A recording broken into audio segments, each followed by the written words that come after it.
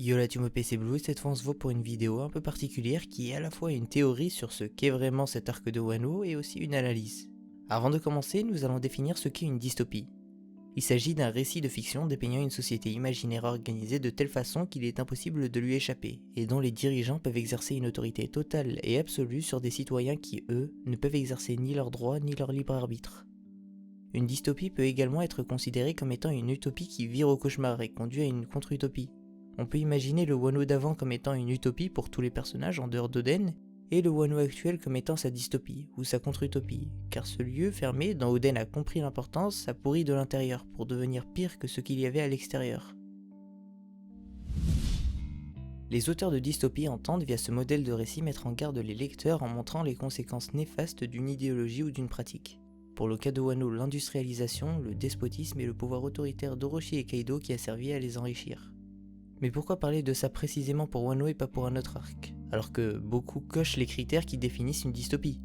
Et bien parce que j'ai vu une analyse sur Reddit que j'ai trouvée super pertinente et dont l'auteur explique que cet arc de Wano est une dystopie à la fois pour certains personnages et pour nous lecteurs, et je trouve ça super intéressant. Les deux groupes qui ont été fortement confrontés à cette dystopie sont le groupe de Momonosuke qui, à travers leur bond de 20 ans dans le futur, ont vu un Wano qu'ils ne reconnaissaient pas. Un futur dystopique dont l'instigateur était Orochi. La plupart des villes d'autrefois ne ressemblent plus à ce qu'elles étaient, elles sont devenues plus pauvres ou plus malfamées quand elles n'ont pas totalement disparu. Les habitants de ces villes ne sont plus les mêmes, soit ils ont été remplacés, soit ils ont changé. On peut citer là Yogoro qui a été remplacé par Kyoshiro à la tête des Yakuza pour le remplacement, ou Shutenmaru qui semblait avoir changé en 20 ans et n'était plus le même homme qu'autrefois au début de l'arc. Il avait tellement changé qu'un affrontement a eu lieu entre lui et Inuarashi, pour lui faire entendre raison.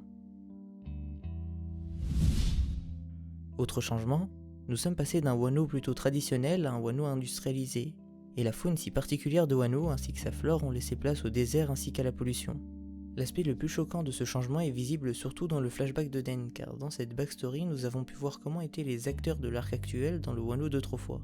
Et ce changement est d'autant plus visible qu'ils ont souvent changé de nom, et parfois même d'apparence, comme s'ils étaient de nouveaux personnages.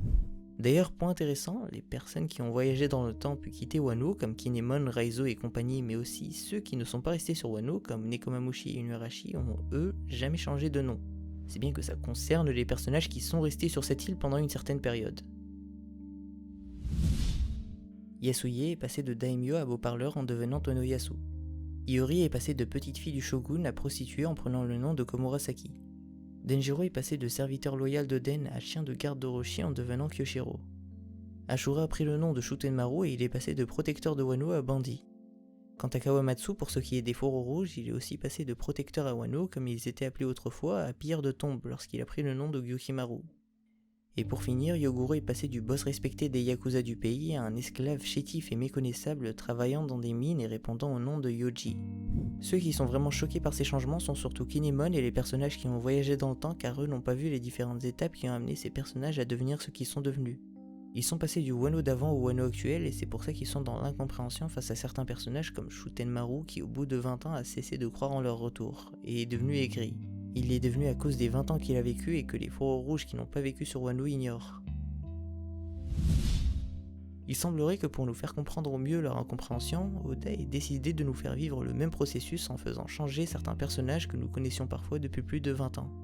A l'instar des acteurs de Wano dont on a parlé plus tôt, comme Yasuye qui est devenu Tonoyasu, ou Iori qui est devenu Komurasaki, ou encore Ashura Doji qui est devenu Shutenmaru, d'autres personnages ont changé de nom.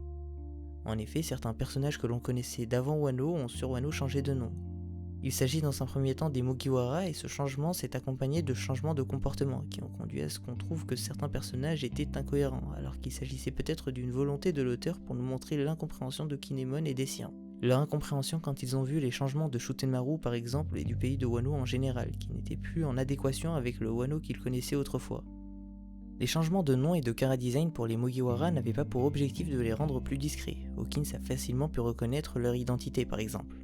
Ces changements semblent avoir été faits pour nous montrer que même s'ils sont les mêmes, même s'ils ont la même apparence, la même essence, ils sont différents, comme pour le Wano actuel.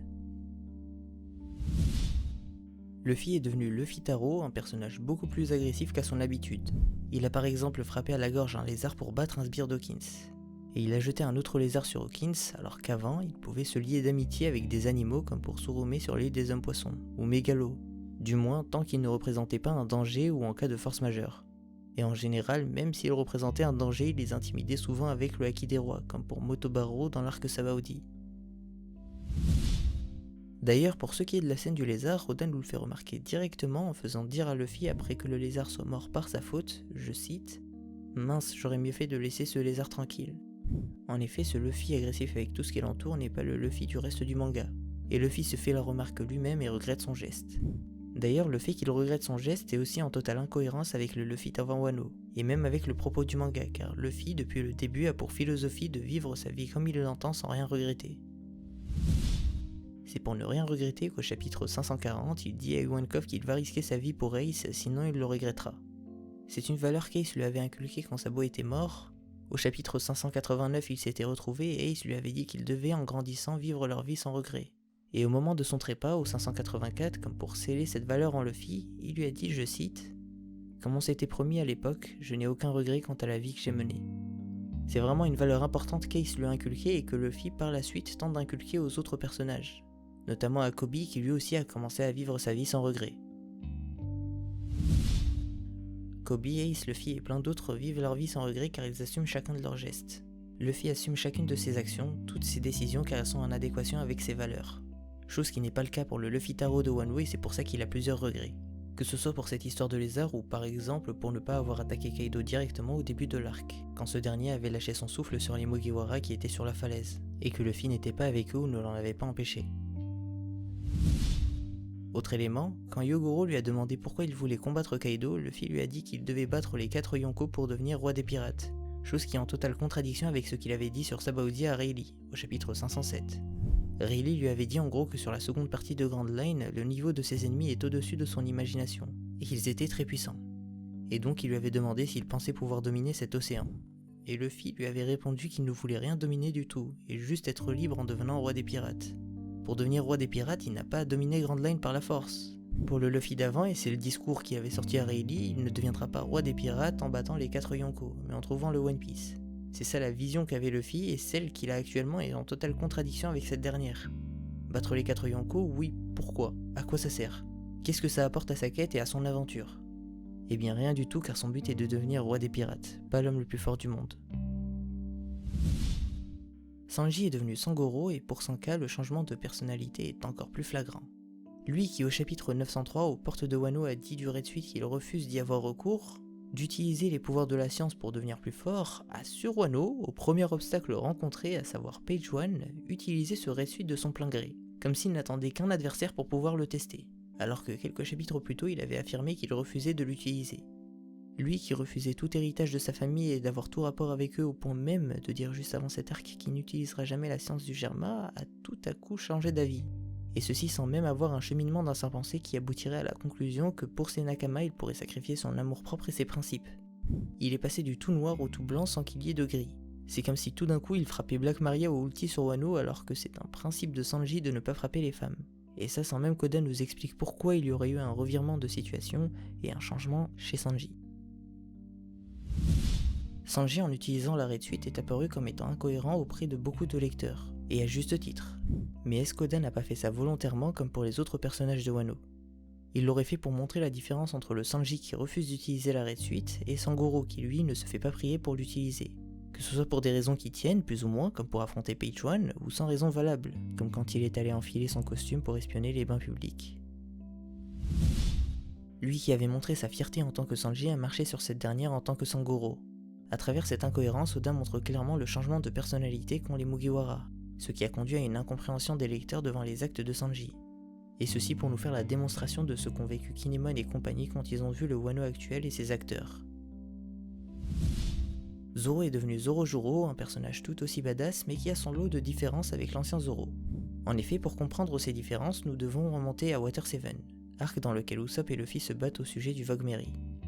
Au chapitre 331, alors que Luffy dit qu'ils vont prendre un nouveau navire, Usopp lui fait des remontrances et Luffy lui dit, je cite, « Le Vogue Mary est peut-être un compagnon, mais il y a une différence entre être humain et bateau. » Ce à quoi Usopp avait rétorqué, c'est la même chose.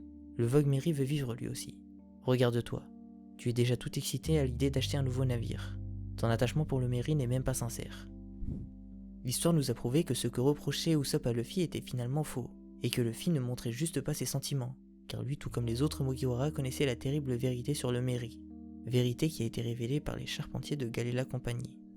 Luffy tout comme les autres Mugiwara ont même pleuré pour le Merry à la fin de l'arc, donc Luffy tout comme les autres Mugiwara, tout comme Zoro ne se fichait pas de ce navire, et le considérait comme un membre à part entière de l'équipage. Pour Zoro, au chapitre 927, quand Kaku lui avait dit en premier que le Merry était fichu, le second de l'équipage a commencé à parler au navire et lui a dit, je cite, « Dis-moi Merry, c'est vrai ce qu'il a dit? Tu ne peux plus naviguer ?» Lui qui pouvait depuis l'arc Alabasta et son combat contre Mr. One sentir les choses, savait que les objets avaient un souffle, une âme, que ce soit des sabres, des pierres ou le Merry. À ce titre, quand il était attaché à un objet, il le traitait donc avec respect. C'est pourquoi quand un marine avait détruit son Yubashiri, il ne l'a pas jeté directement, mais l'a rangé dans son fourreau car il s'agit d'un objet avec un souffle, une âme. C'est un compagnon de Zoro en soi. Qui plus est, même inutilisable, il préférait garder 3 sabres à sa ceinture. Il avait préféré quasiment passer plus d'un arc avec un sabre défectueux que de l'abandonner, même pour une courte période. Zoro l'avait gardé durant la fin de l'arc Water 7 et durant la majeure partie de l'arc Thriller Bark. Et il a attendu le moment opportun à la fin de l'arc Thriller Bark pour quitter ce sabre, quitter ce compagnon en l'enterrant et en le traitant avec respect. Mais là, dans cet arc de Wano, Zoro a laissé le Chaussure à Iori simplement parce qu'elle le lui avait demandé et promis un autre sabre en échange. Sabre qu'il a au passage reçu plusieurs semaines après. Donc Zoro, qui avant préférait garder 3 sabres quitte à ce que l'un d'eux soit défectueux, a laissé tomber un de ses sabres. Ceci lui avait valu de ne pas pouvoir battre Orochi à l'exécution de Yasuye, et de ne pas pouvoir battre Kyoshiro car il n'en avait que 2. De plus, Zoro qui semblait être fermement attaché à ce sabre, qu'il utilisait en Itoryu, l'a laissé tomber juste parce qu'on lui en a promis un meilleur. Il fait exactement ce qu'Usopp reprochait à Luffy avec le Merry, à savoir de laisser un compagnon derrière lui pour en avoir un meilleur. Zoro est donc incohérent avec le Zoro d'avant qui traitait avec respect les sabres car il les considérait comme étant ses compagnons de route et ses alliés. Oda à travers les Mugiwara nous a fait vivre ce que Kinemon et ceux qui ont voyagé dans le temps ont vécu. Nous avons été dans l'incompréhension devant les agissements de certains Mugiwara comme eux l'ont été devant le Wano d'aujourd'hui. Et ceci parce que nous avons connu les Mugiwara d'autrefois comme eux connaissaient le Wano d'autrefois. Je trouve ça super intelligent de la part d'Oda d'avoir fait ça et ça donne une toute autre dimension à cet arc car ce choix, au-delà du fait d'être culotté, est vraiment pertinent pour nous faire vivre au mieux l'arc Wano. Nous le faire vivre au mieux quitte à ce qu'on y rageait sur certains personnages, voire sur Oda à certains moments. Voilà, cette vidéo est terminée, j'espère qu'elle t'aura plu, n'hésite pas à me dire en commentaire ce que tu en as pensé, à liker pour soutenir, à t'abonner, n'hésite pas à venir follow ma chaîne Twitch, on fait des reacts d'animes, on lit des mangas, on mate des films, on joue aussi de temps en temps. N'hésite pas non plus à venir me follow sur Twitter pour pas manquer les actus. Quant à moi, il ne me reste plus qu'à vous dire ciao la team.